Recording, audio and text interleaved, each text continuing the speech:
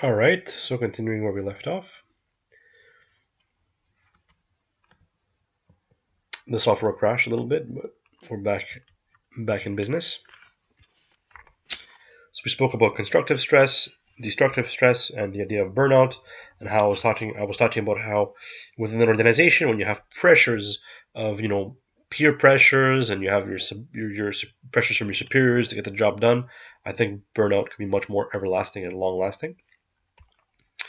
And then, of course, as I have up here on the top right, is why I believe in kind of stressful environments is because I think that's what allows you and pushes you to become better than who you are. Without stress, you would never really push yourself beyond your limits.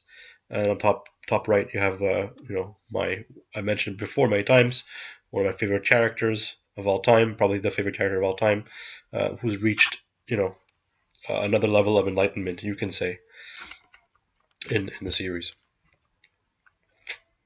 You get bonus points if you know what that form actually is. So this figure that I have right here is just kind of an explanation of that. Intense long-term stress. You can have burnout, lack of energy, low performance, low satisfaction. So we have to be aware of this as management in order to mitigate it. And there are different ways you can mitigate stress itself. There's meditation, exercise, eating well, communication, proper communication, and also being able to identify these things.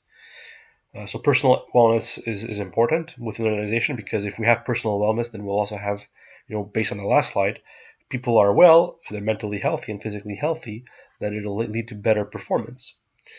So you also want to, have preventative stress management as well, so that people are not only less stressed, but are also able better to deal with stress.